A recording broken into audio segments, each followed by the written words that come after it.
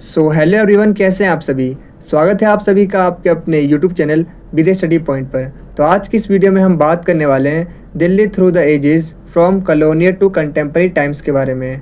तो आज की ये वीडियो उन सभी स्टूडेंट्स के लिए काफ़ी ज़्यादा इंपॉर्टेंट होने वाली है जो कि सेकंड सेमेस्टर में है। इट डजेंट मैटर आप बीए प्रोग्राम के स्टूडेंट हो या फिर बीए ऑनर्स के स्टूडेंट हो, अगर आपके पास ये सब्जेक्ट है तो आज की ये वीडियो आपके लिए काफ़ी ज़्यादा इंपॉर्टेंट होने वाली है, क्योंकि आज की इस वीडियो में हम इस बुक को यानी इस पूरे सब्जेक्ट को कंप्लीट डिस्कस करने वाले हैं, जिसके अंदर हम उन सभी क्वेश्चंस को डिस्कस करेंगे जो कि अभी तक आपके एग्ज़ाम में अलग अलग ईयर में अलग अलग तरीके से पूछे गए थे। और जो क्वेश्चन मैं आपको बता रहा हूँ, अगर आपने उन क्वेश्चन आंसर को अच्छे से प्रिपेयर कर लिया तो आपके एग्जाम में वही सेम क्वेश्चन आपको देखने को मिलने वाले हैं। और मैं आपको बताना चाहूँगा कि आज की ये वीडियो हिंदी मीडियम के साथ साथ इंग्लिश मीडियम वाले स्टूडेंट्स के लिए भी काफ़ी ज़्यादा इंपॉर्टेंट होने वाली है, क्योंकि आज की इस वीडियो में मैं आपको हिंदी और इंग्लिश दोनों मीडियम में ही कंटेंट को प्रोवाइड करने वाला हूँ। एंड एज यू नो, हम अपनी वीडियो में आपको सिर्फ और सिर्फ इंपॉर्टेंट कंटेंट ही पढ़ाते हैं जो कि आपके एग्जाम के पॉइंट ऑफ व्यू से काफ़ी ज़्यादा इंपॉर्टेंट होते हैं, बेसिकली जिन टॉपिक से आपके एग्जाम में क्वेश्चन पूछे जाते हैं। तो आज की इस वीडियो में मैं आपको जो क्वेश्चन बताने वाला हूँ वो सेम क्वेश्चन आपको आपके एग्जाम में देखने को मिलेंगे, ये मेरी गारंटी है। तो बिना टाइम वेस्ट करते हुए बढ़ते हैं अपने वीडियो की तरफ। तो चलिए सबसे पहले हम बात करते हैं इसके लेटेस्ट सिलेबस के बारे में। तो मैं आपको बताना चाहूँगा कि तो इसके लेटेस्ट सिलेबस के अंदर टोटल आपको 6 यूनिट्स पढ़नी है। तो लेटेस्ट सिलेबस को समझने के बाद चलिए अब हम बात करते हैं इसके एग्ज़ाम पैटर्न के बारे में। तो एग्ज़ाम पैटर्न के अंदर मैं आपको बताना चाहूँगा कि टोटल ये 90 नंबर का पेपर होता है, जिसमें आपको 3 घंटे दिए जाते हैं इस पूरे क्वेश्चन पेपर को अटैम्प्ट करने के लिए। और इसके साथ ही मैं आपको बताना चाहूँगा कि इस पूरे क्वेश्चन पेपर में टोटल 8 क्वेश्चन दिए जाते हैं, जिनमें से आपको सिर्फ 4 क्वेश्चन ही अटैम्प्ट करने होते हैं और हर एक क्वेश्चन इक्वल मार्क्स का होता है। और आप अपने आंसर को या तो इंग्लिश में लिख सकते हो या फिर हिंदी में, यानी किसी एक मीडियम के अंदर आप अपने आंसर को लिख सकते हो।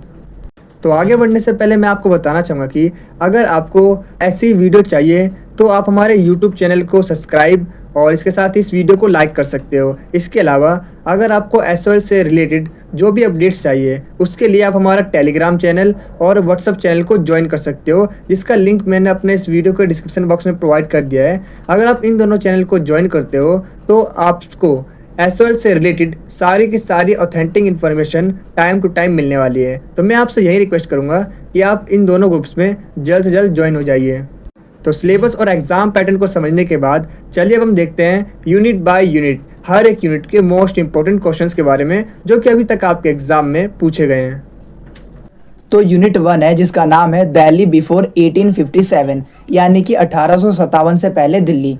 तो देखिए मैं आपको बता दूं कि ये जो आपका सब्जेक्ट है ये बेसिकली बेस्ड है हिस्ट्री ऑफ दिल्ली के ऊपर, यानी कि दिल्ली के इतिहास के ऊपर ये आधारित ये पूरा सब्जेक्ट है। तो इस सब्जेक्ट के अंदर बेसिकली आपको जो भी क्वेश्चन देखने को मिलेंगे उसके अंदर आपको दिल्ली की हिस्ट्री के बारे में ही जानने को मिलेगा। एंड इसी तरीके से जो आपकी फर्स्ट यूनिट है ये भी आपकी बात करती है 1857 से पहले जो दिल्ली के अंदर क्या क्या चेंजेस हुए, उसके बाद क्या क्या चेंजेस हुए, इसके बारे में ये बताती है।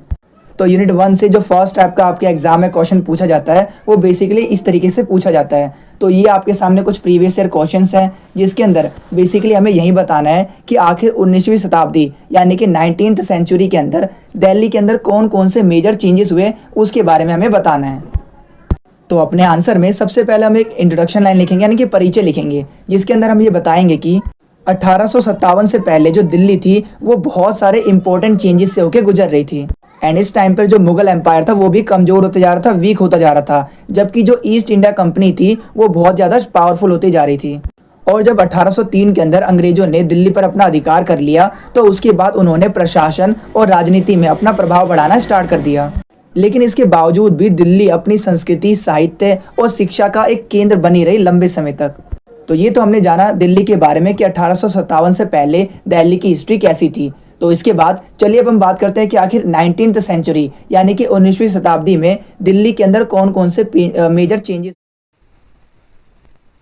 19th सेंचुरी यानी कि 19वीं शताब्दी, तो इसका मतलब ये है कि वो टाइम पीरियड पूछा जा रहा है 1801 से लेकर 1900 तक। तो इस टाइम पीरियड को कहा जाता है 19th सेंचुरी यानी कि 19वीं शताब्दी। एंड हमसे क्वेश्चन में भी यही पूछा गया है कि आखिर इस टाइम पीरियड के दौरान दिल्ली के अंदर कौन कौन से मेजर चेंजेस हुए। तो इसके अंदर इस टाइम पीरियड के अंदर जो सबसे बड़ा चेंज देखने को मिलता है वो है मुगल एम्पायर का डिक्लाइन होना, यानी कि इस टाइम पर हमें जो मुगल पावर थी वो डिक्लाइन होते हुए दिखाई देती।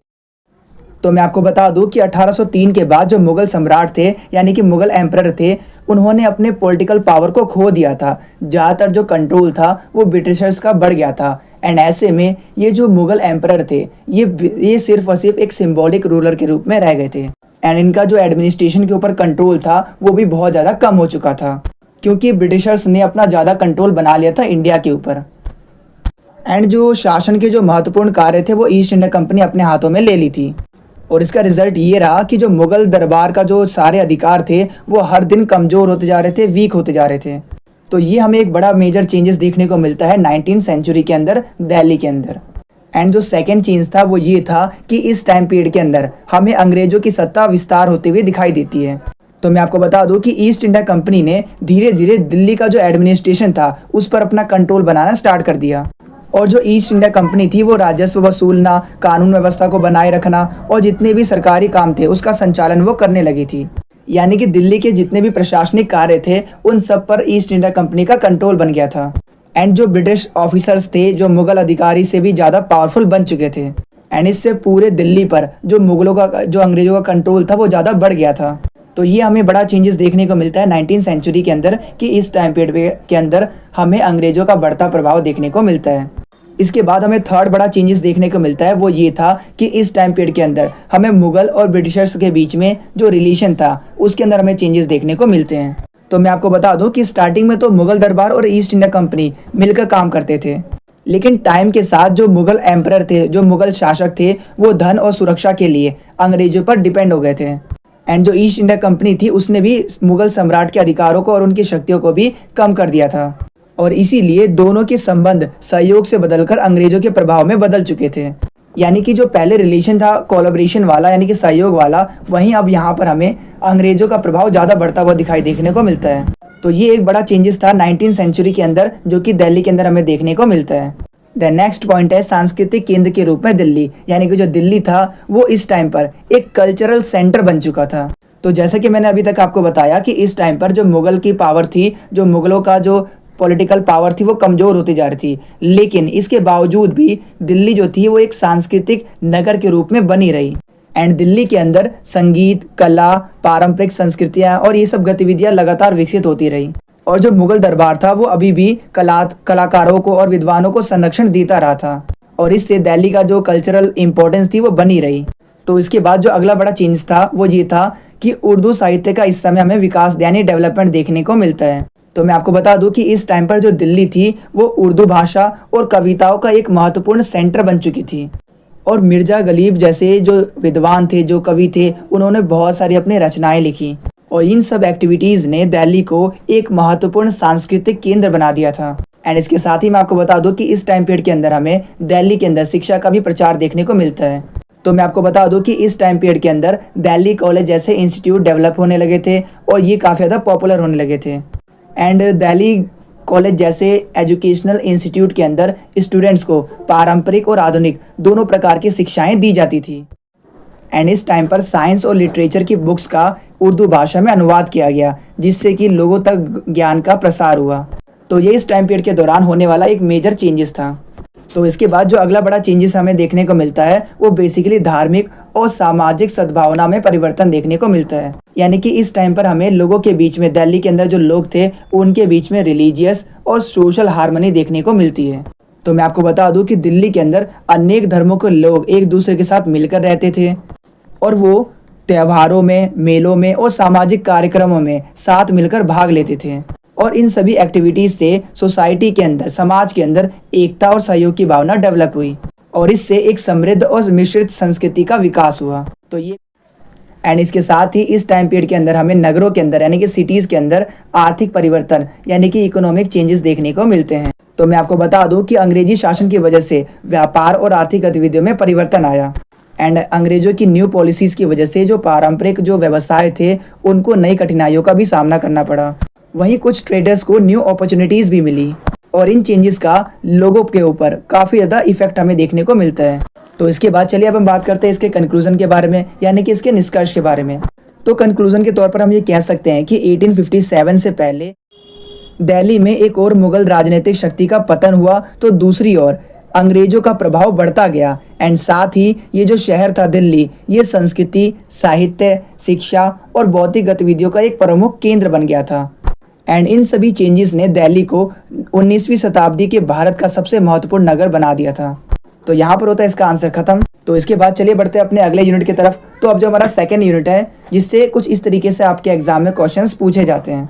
एंड अगर आप इन सभी क्वेश्चंस को पढ़ते हो तो आप एक कंक्लूजन पे पहुंचोगे कि इसके अंदर बेसिकली हमसे यही पूछा जा रहा है कि 1857 में जो रिवॉल्ट हुआ था, जो विद्रोह हुआ था, तो उसका दिल्ली पर हमें क्या प्रभाव देखने को मिला, इसके बारे में हमें बताना है। तो अपने आंसर में सबसे पहले हम एक इंट्रोडक्शन लाइन लिखेंगे, यानी कि परिचय लिखेंगे, जिसके अंदर हम ये बताएंगे कि 1857 का जो रिवॉल्ट था, जो विद्रोह था, वो दिल्ली के इतिहास का एक महत्वपूर्ण घटना थी। एंड इस विद्रोह के टाइम पर जो दिल्ली था वो अंग्रेजी शासन के विरुद्ध विद्रोह का एक केंद्र बन चुकी थी, सेंटर बन चुकी थी। एंड जैसा कि आप सभी जानते हैं कि 1857 का जो रिवॉल्ट हुआ था, तो उसके अंदर हमें भारतीय विद्रोहियों और अंग्रेजी सेना के बीच में भीषण संघर्ष देखने को मिलता है। एंड इसका रिजल्ट ये हुआ कि दिल्ली को इस विद्रोह की वजह से भारी नुकसान का सामना करना पड़ा, जिसकी वजह से दिल्ली के अंदर हमें उसकी जो भौतिक संरचना थी और जो जनसंख्या में बहुत बड़े चेंजेस देखने को मिले हैं इस विद्रोह की वजह से। तो इन्हीं सभी चेंजेस के बारे में हमें पढ़ना है कि आखिर 1857 के रिवॉल्ट के बाद जो दिल्ली के अंदर हमें क्या प्रभाव देखने को मिलता है, इसी के बारे में हमें समझना है। तो मैं आपको बता दूं, जो सबसे बड़ा हमें प्रभाव यानी कि इफेक्ट देखने को मिलता है वो था भवनों का विनाश, यानी कि डिस्ट्रक्शंस ऑफ बिल्डिंग्स। तो मैं आपको बता दूं कि 1857 के रिवॉल्ट यानी कि विद्रोह के दौरान दिल्ली के अंदर बहुत से ऐसे बिल्डिंग्स थे जो कि डैमेज हो चुके थे। इस विद्रोह की वजह से जो घर थे, बाजार थे, मस्जिदें थी और जो सार्वजनिक भवन थे, वो सैन्य हमलों की वजह से, गोलामारी की वजह से काफ़ी ज़्यादा इफेक्ट हुए थे, डैमेज हुए थे। और बहुत से ऐसे बिल्डिंग्स भी थी जो कि पूरी तरीके से डिस्ट्रॉय हो गई थी। और इससे दिल्ली जैसे शहरों का जो ऐतिहासिक धरोहर थी वो बहुत ज़्यादा इसको नुकसान पहुँचा। तो ये हमें 1857 के रिवॉल्ट का दिल्ली के ऊपर एक बहुत बड़ा भौतिक प्रभाव देखने को मिलता है कि इस विद्रोह की वजह से जो दिल्ली के जितने भी इम्पोर्टेंट जो बिल्डिंग्स थी, जो धरोहर थे, उसको काफ़ी ज़्यादा नुकसान हुआ। इसके बाद नेक्स्ट है लाल किले को नुकसान, यानी कि डैमेज ऑफ रेड फोर्ट। तो मैं आपको बता दूं कि अंग्रेजों के द्वारा दिल्ली पर दोबारा से अधिकार करने के बाद लाल किले को बहुत ज़्यादा नुकसान पहुंचा और लाल किले के अंदर जितने भी महल थे, बाग थे और जो शाही भवन थे, उनको तोड़ दिया गया और कुछ स्थानों को सैन्य छावनियों में बदल दिया गया। और इसका रिजल्ट ये रहा कि लाल किले ने अपनी पुरानी सुंदरता और महत्व का बहुत बड़ा भाग खो दिया था। तो ये हमें बहुत बड़ा प्रभाव देखने को मिलता है दिल्ली के अंदर। इसके बाद नेक्स्ट है जामा मस्जिद के आसपास का विध्वंस। तो मैं आपको बता दूं कि 1857 के रिवॉल्ट के बाद अंग्रेजों ने जामा मस्जिद के आसपास के जो बड़े इलाके थे उनको खाली करवा दिया और इसके आसपास के जो जितने भी घर थे, दुकानें थी, बस्तियाँ थी, उनको हटा दिया गया। और ऐसा अंग्रेजों ने अपने कंट्रोल को, दिल्ली के ऊपर अपना कंट्रोल को, सैन्य कंट्रोल को और निगरानी को बढ़ाने के लिए किया था। और इसकी वजह से वो जो पूरा एरिया था जो कि अपनी संस्कृति और सुंदरता की वजह से प्रसिद्ध था, वो पूरी तरीके से चेंज हो चुका था। देन इसके बाद नेक्स्ट है आवासीय क्षेत्रों का विनाश, यानी कि डिस्ट्रक्शंस ऑफ रेजिडेंशियल एरियाज। तो मैं आपको बता दूं कि 1857 के रिवॉल्ट के दौरान जो विद्रोही थे और जो अंग्रेज थे, उनके बीच में ये जो संघर्ष हुआ, इसकी बहुत से ऐसे रेजिडेंशियल एरिया थे, जो आवासीय क्षेत्र थे, वो पूरी तरीके से डिस्ट्रॉय हो चुके थे, नष्ट हो चुके थे। और अंग्रेजों की सैन्य कार्रवाई और दंडात्मक नीतियों की वजह से बहुत बड़े हमें यहाँ पर इलाके उजड़ते हुए दिखाई देते हैं, जिसकी वजह से हजारों लोग अपने घर से बेघर हो गए और इससे दिल्ली की बस्तियों का पूरा स्वरूप ही बदल गया। इसके बाद जो नेक्स्ट है वो है दिल्ली का सैन्य नगर में परिवर्तन होना। तो मैं आपको बता दूं कि 1857 के रिवॉल्ट के बाद अंग्रेजों ने दिल्ली को एक सुरक्षित सैन्य केंद्र बनाने का निर्णय लिया, जिसके बाद दिल्ली के अंदर बहुत सारे सैन्य छावनियां और सैन्य शिविर को बनाए गए, जिससे जो दिल्ली के बहुत से ऐसे एरिया थे जहां पर अंग्रेजों का सैन्य कंट्रोल यानी कि मिलिट्री कंट्रोल और भी ज़्यादा बढ़ गया था और इससे दिल्ली के अंदर सेना की जो उपस्थिति थी वो भी ज़्यादा बढ़ गई थी। इसके बाद नेक्स्ट है मुगल कालीन भवनों का विनाश, यानी कि डिक्लाइन ऑफ मुगल बिल्डिंग्स। तो मैं आपको बता दूं कि इस 1857 के रिवॉल्ट के बाद मुगल शासकों से जुड़े जितने भी भवन थे उनका महत्व कम हो गया था, क्योंकि ऐसे बहुत से शाही निवास स्थान थे, प्रशासनिक भवन थे, जो कि पूरी तरीके से डिस्ट्रॉय हो चुके थे, नष्ट हो चुके थे और मुगल शासन के अंत के कारण उनका जो महत्व था वो भी समाप्त हो चुका था और इससे मुगल कालीन दिल्ली का पतन और भी ज़्यादा तेज हो गया था। दैन इसके बाद नेक्स्ट है नगर नियोजन में परिवर्तन, यानी कि यहाँ पर सिटी प्लानिंग में भी चेंजेस किए गए। तो मैं आपको बता दूं कि अंग्रेजों ने दिल्ली के नगर नियोजन में बहुत सारे चेंजेस किए सड़कों को चौड़ा किया गया और खुले स्थान बनाए गए और कुछ क्षेत्रों का दोबारा से रिकंस्ट्रक्ट किया गया और इनको इस तरीके से रिकंस्ट्रक्ट किया गया जिससे कि प्रशासन और सेना की आवाजाही आसानी से हो सके, ताकि अगर कहीं पर भी दोबारा विद्रोह होता है तो अंग्रेज अपना सैन्य कार्रवाई कर सकें। तो इन बड़े चेंजेस की वजह से जो दिल्ली शहर का जो स्वरूप था वो बहुत ज़्यादा औपनिवेशिक बन चुका था। देन इसके बाद नेक्स्ट है जनसंख्या का विस्थापन, यानी कि पॉपुलेशन डिस्प्लेसमेंट। तो मैं आपको बता दूं कि 1857 के विद्रोह के बाद बड़ी संख्या में लोगों को दिल्ली छोड़ने के लिए मजबूर किया गया। अंग्रेजी प्रशासन से अनेक लोगों को शहर से बाहर भी निकाल दिया गया और कई लोग भय और विनाश की वजह से भी खुद भी शहर छोड़ के चले गए और इससे दिल्ली नगर की जो जनसंख्या थी उसमें भारी हमें कमी देखने को मिलती है। इसके बाद नेक्स्ट है अंग्रेजों का पूर्ण नियंत्रण, यानी कि अंग्रेजों ने अपना दिल्ली के ऊपर अपना कंप्लीट कंट्रोल इस्टेब्लिश कर लिया था। तो मैं आपको बता दूं कि 1857 के विद्रोह को दबाने के बाद अंग्रेजों ने दिल्ली पर अपना पूरा कंट्रोल इस्टेब्लिश कर लिया था एंड उन्होंने मुगल सत्ता को भी समाप्त कर दिया था, जिसके बाद प्रशासन, नगर नियोजन और सुरक्षा पूरी तरीके से अंग्रेजों के हाथों में आ चुकी थी और इस तरीके से जो दिल्ली थी वो पूरी तरीके से अंग्रेजों के कंट्रोल में आ गई थी। तो ये सभी वो चेंजेस थे जो कि 1857 के बाद हमें दिल्ली के अंदर चेंजेस देखने को मिले। तो इसके बाद चलिए अब हम बात करते हैं इसके कंक्लूजन के बारे में। तो कंक्लूजन के तौर पर हम ये कह सकते हैं जो 1857 का विद्रोह हुआ था उसका दिल्ली पर गहरा प्रभाव पड़ा और अनेक भवन नष्ट हो गए। इसकी वजह से लोगों को विस्थापित होना पड़ा और नगर नियोजन के अंदर बहुत सारे चेंजेस देखने को मिले। इसके अलावा मुगल कालीन दिल्ली का पतन और अंग्रेजी शासन के उदय ने दिल्ली के स्वरूप को पूरी तरीके से बदल दिया था। तो यहाँ पर होता है इसका आंसर भी खत्म। तो वीडियो में आगे बढ़ने से पहले मैं आपसे एक रिक्वेस्ट करना चाहूँगा कि जैसे आपका एग्ज़ाम खत्म होते हैं उसके बाद आप इस वीडियो पर दोबारा आया कीजिए और अपना फीडबैक जरूर शेयर कीजिएगा कि आपको हमारी इस एनिमेशन वीडियो से कितनी हेल्प मिली और हमारे बताए गए क्वेश्चंस में से कितने क्वेश्चन आपको आपका एग्ज़ाम में एग्जैक्टली देखने को मिले। तो आप हमें कमेंट सेक्शन में बताया कीजिए कि जैसे ही आपका ये एग्ज़ाम खत्म हो उसके बाद आपको क्या करना है। जैसे आप गेट से बाहर निकलते हो या फिर ट्रैवल करते हो मेट्रो में, रिक्शे में, बस में, ऑटो में, आप क्या कीजिए इस वीडियो को दोबारा ओपन कीजिएगा और एक छोटा सा कमेंट जरूर कीजिएगा कि आपको हमारी इस एनिमेशन वीडियो से कितनी हेल्प मिली और कितने क्वेश्चन आए एग्जैक्टली जो हमने आपको बताया, क्योंकि आपका ये छोटा सा फीडबैक हमारे लिए बहुत ही ज़्यादा वैल्यूएबल होता है और आपके यही छोटे छोटे फीडबैक हमें आगे की वीडियोस बनाने के लिए काफ़ी ज़्यादा मोटिवेट करते हैं। और इसके साथ ही अभी आपको क्या करना है, वीडियो को पॉज करना है और आप एग्जाम से कितने दिन पहले ये वीडियो देख रहे हैं वो कमेंट सेक्शन में जरूर बताना।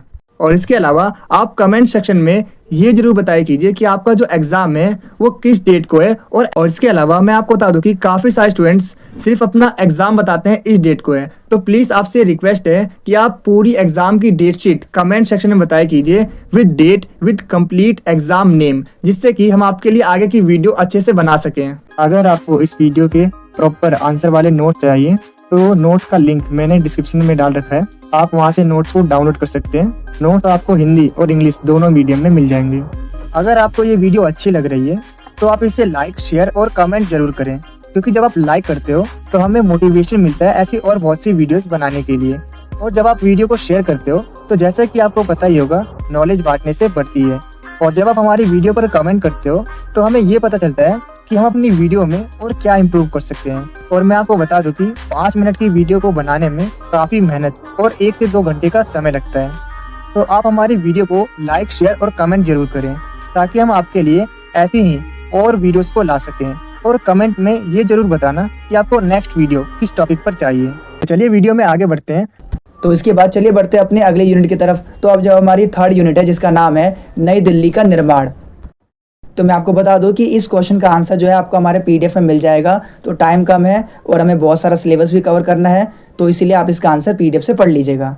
तो इसके बाद तो नोट्स को डाउनलोड करने के लिए आपको हमारी किसी भी वीडियो को ओपन करना है, देन आपको जाना है डिस्क्रिप्शन बॉक्स में। जैसे आप डिस्क्रिप्शन बॉक्स में जाओगे तो यहाँ पर हमने आपको प्रोवाइड किया है हमारे वेबसाइट का लिंक। जैसे आप इस लिंक पर क्लिक करते हो देन आपके सामने हमारी वेबसाइट ओपन हो जाएगी, जो कि कुछ इस तरीके की दिखती है। इसके बाद आपको क्या करना है, नीचे स्क्रॉल डाउन करना है और यहाँ पर आपको क्लास 12 से लेकर ग्रेजुएशन तक और यहाँ तक कि DLED के भी नोट्स मिलते हैं। तो आपको DUSL के नोट्स अगर डाउनलोड करने हैं तो सिंपली आपको यहाँ पर DUSL के जो नोट्स है इसके लिंक पर क्लिक करना है। जैसे आप लिंक पर क्लिक करते हो उसके बाद आपको यहाँ पर सेलेक्ट करना है आपका सेमेस्टर कौन सा है। लेट्स सपोज हम 4th सेमेस्टर के स्टूडेंट हैं तो हम 4th सेमेस्टर पर क्लिक करेंगे, हमको 4th सेमेस्टर के नोट्स चाहिए। तो जैसे आप 4th सेमेस्टर पर क्लिक करते हो इसके बाद यहाँ पर आप देख सकते हो जितने भी सब्जेक्ट अवेलेबल है यहाँ पर आप उनके नोट्स डाउनलोड कर सकते हो। अगर आपको हिंदी मीडियम के नोट्स चाहिए तो आप हिंदी मीडियम नोट्स पर क्लिक करोगे, अगर आपको इंग्लिश मीडियम के चाहिए देन आप इंग्लिश मीडियम नोट्स पर क्लिक करोगे। लेट्स सपोज हम डाउनलोड करने वाले हैं पब्लिक इंस्टीट्यूशन इन इंडिया इसके नोट्स को, और ये हमें चाहिए हिंदी मीडियम में, तो हम यहाँ पर हिंदी मीडियम पर क्लिक करेंगे। तो यहाँ पर आप जैसी लिंक पर क्लिक करते हो तो आपके सामने एक पेमेंट पेज ओपन हो जाएगा कुछ इस तरीके का। इसके बाद आपको यहाँ पर क्या करना है, पे एंड डाउनलोड वाले बटन पर क्लिक करना है। और जैसा कि आप देख सकते हो जो प्राइस है वो काफ़ी ज़्यादा रीजनेबल है। अगर आप कंपेयर करो अदर यूट्यूबर्स के मुकाबले तो उनके जो नोट्स होते हैं वो 200 से 300 के होते हैं, लेकिन वही हम आपको ओनली 49 रुपीज़ में ये नोट्स प्रोवाइड कर रहे हैं। और मैं आपको बताना चाहूँगा कि ये जो नोट्स हैं इसके अंदर जितने भी क्वेश्चंस हैं वो अभी तक आपके एग्ज़ाम में अलग अलग ईयर में अलग अलग तरीके से पूछे गए हैं। वो सारे के सारे क्वेश्चंस इसके अंदर आपको मिलने वाले हैं और इसके जो आंसर्स हैं वो टू द पॉइंट है। अगर आप इन आंसर्स को अपने एग्ज़ाम में लिख कर आते हो तो आप डेफिनेटली अपने एग्ज़ाम में अच्छा स्कोर कर पाओगे। और इसके साथ ही मैं आपको बताना चाहूँगा कि काफ़ी सारे स्टूडेंट्स हमें ये कमेंट करते हैं कि आप नोट्स को फ्री कर दीजिए। तो मैं आपको बताना चाहूँगा कि हम खुद भी चाहते हैं कि हम आपको नोट्स फ्री में प्रोवाइड करें, लेकिन अभी हमारा जो चैनल है वो उतना बड़ा नहीं है अदर्स यूट्यूबर्स के मुकाबले। अगर आप उनके कंपैरिजन करोगे तो उनके जो सब्सक्राइबर्स होते हैं वो 1-2 लाख सब्सक्राइबर्स होते हैं और उनके जो व्यूज़ आते हैं वो 50,000 लाख व्यूज़ आते हैं। और मैं आपसे वादा करता हूँ अगर हमारे भी सब्सक्राइबर्स होते हैं वो 1 से 2 लाख भी पहुँचते हैं और हमारे वीडियो पर 50,000 30,000 भी व्यू आते हैं तो हम आपके लिए नोट्स को फ्री कर देंगे। तो मैं आपसे यही रिक्वेस्ट करूंगा कि आप वीडियो को लाइक और ज़्यादा से ज़्यादा शेयर कीजिए, क्योंकि जैसा कि आपको पता ही है नॉलेज बांटने से बढ़ती है और आपका ये सपोर्ट ही हमारी ताकत है। और 49 रुपीज़ बहुत ही अफोर्डेबल प्राइस है और आप इजीली इसे परचेज़ कर सकते हो, इतना महंगा नहीं है। और आप खुद सोचिए आप किसी सेमेस्टर में अच्छे मार्क्स चाहते हो वो भी 49 रुपीज़ में, क्योंकि काफ़ी सारे ऐसे स्टूडेंट्स होते हैं जो कि पैसे बचाने के चक्कर में सेमेस्टर रिपीट कर देते हैं।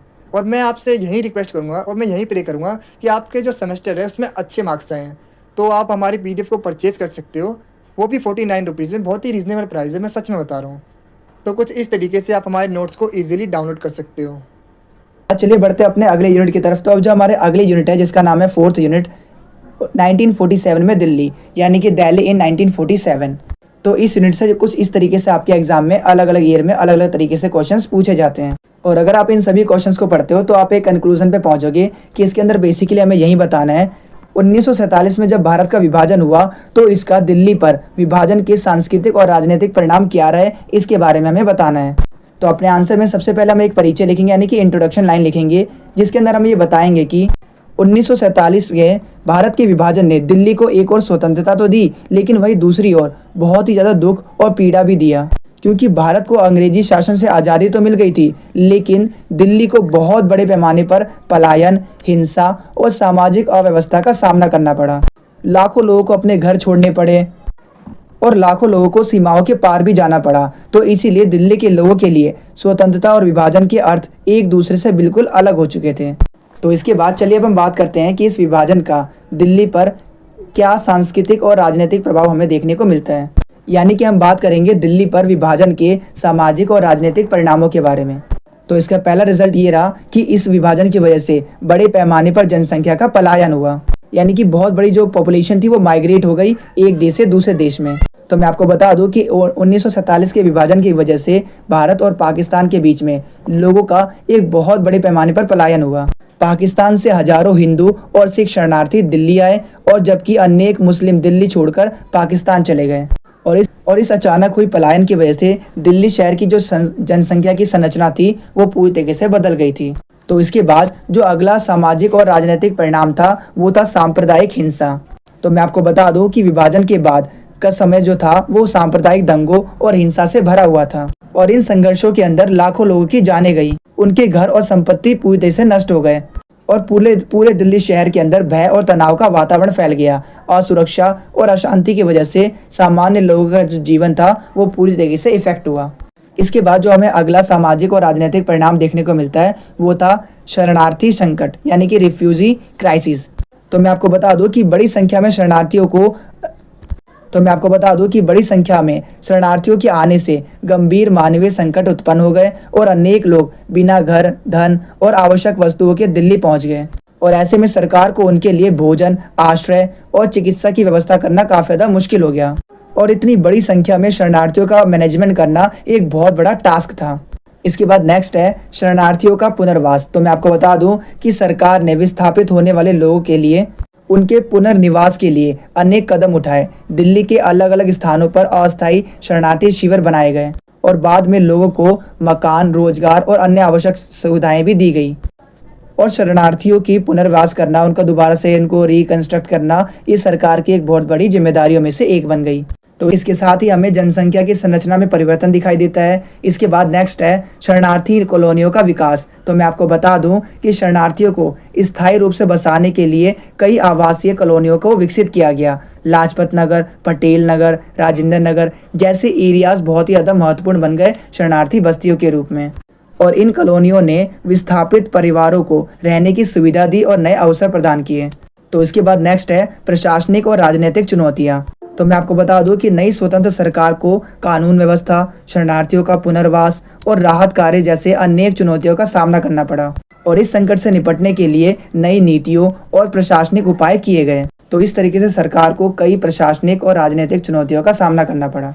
नेक्स्ट है शहरी स्वरूप में परिवर्तन। तो मैं आपको बता दूं कि विभाजन ने दिल्ली की भौतिक और स्थानीय संरचना को पूरी तरीके से बदल दिया था। नई आवासीय कॉलोनियाँ, शरणार्थी शिविर और इसके अलावा व्यापारिक क्षेत्र विकसित हुए। और नई बस्तियों के विकसित होने की वजह से कई जो पुरानी बस्तियाँ थी, जो इलाके थे, उनका पूरा स्वरूप ही बदल गया। और इस तरीके से जो दिल्ली शहर का जो परिदृश्य था वो पूरी तरीके से चेंज हो गया था। तो ये सभी वो सामाजिक और राजनीतिक परिणाम थे जो कि विभाजन के बाद हमें दिल्ली के अंदर देखने को मिले। तो इसके बाद चलिए अब हम बात करते हैं इसके कंक्लूजन के बारे में। तो कंक्लूजन के तौर पर हम ये कह सकते हैं कि विभाजन के तत्काल सामाजिक और राजनीतिक परिणामों ने दिल्ली को अनेक प्रकार से बदल दिया। जनसंख्या का पलायन, सांप्रदायिक हिंसा, शरणार्थियों का पुनर्वास और शहरों का विस्तार, इन सभी ने दिल्ली के स्वरूप को पूरी तरीके से बदल दिया था। दिल्ली के लोगों के लिए 1947 का जो आज़ादी थी वो एक और आज़ादी का वर्ष था, तो वहीं दूसरी ओर ये गहरी मानवीय त्रासदियों का भी एक समय था। तो यहाँ पर होता है इसका आंसर भी खत्म। तो इसके बाद चलिए बढ़ते हैं अपने अगले प्रश्न की ओर। तो अब जो हमारा अगला यूनिट है, यूनिट नंबर 5 और इसके अलावा यूनिट नंबर 6, तो बाकी यूनिट के जो मोस्ट इंपॉर्टेंट क्वेश्चंस हैं वो आपको हमारे PDF में मिल जाएंगे। तो बाकी के जो मोस्ट इंपॉर्टेंट क्वेश्चंस हैं वो आपको हमारे इस PDF के अंदर मिलने वाले हैं। और इस PDF का लिंक मैंने आपको अपने इस वीडियो के डिस्क्रिप्शन बॉक्स में प्रोवाइड कर दिया है। आप वहाँ से इस PDF को ईजिली डाउनलोड कर सकते हो। देखिए, मैं आपको बताना चाहूँगा कि टाइम बहुत कम है और इस टाइप की वीडियो बनाने में काफ़ी ज़्यादा टाइम लगता है। तो नोट्स को डाउनलोड कीजिए और अपने एग्जाम में अच्छा स्कोर कीजिएगा। जैसे आप हमारे नोट्स को डाउनलोड करते हो, सबसे ऊपर यहाँ पर आपको शो होगा सब्जेक्ट का नेम। उसके बाद यहाँ पर आपको मिलने वाला है लेटेस्ट सिलेबस और फिर एग्जाम पैटर्न। और उसके बाद यूनिट बाय यूनिट हर एक यूनिट के मोस्ट इंपॉर्टेंट क्वेश्चंस। और मैं आपको बता दूं कि ये वो सभी क्वेश्चंस होते हैं जो कि अभी तक आपके एग्जाम में अलग अलग ईयर में अलग अलग तरीके से पूछे गए और उसके जो आंसर हैं वो इजी टू अंडरस्टैंडेबल लैंग्वेज में हैं। अगर आप 1 से 2 बारी पढ़ते हो तो आपको इजीली याद हो जाएंगे। और इसके साथ ही मैं आपको बता दूं कि इसके जो आंसर्स हैं वो काफ़ी ज़्यादा एक्यूरेट हैं। अगर आप इन आंसर्स को अपने एग्जाम में लिख के आते हो तो आप डेफिनेटली अपने एग्जाम में अच्छा स्कोर कर पाओगे। तो यहाँ पर होती है हमारी PDF खत्म, हमारे नोट्स खत्म। तो आज की वीडियो में इतने मिलते हैं आपसे अगली वीडियो में। आपको ये वीडियो कैसी लगी कमेंट में जरूर बताना। Thanks for watching this video.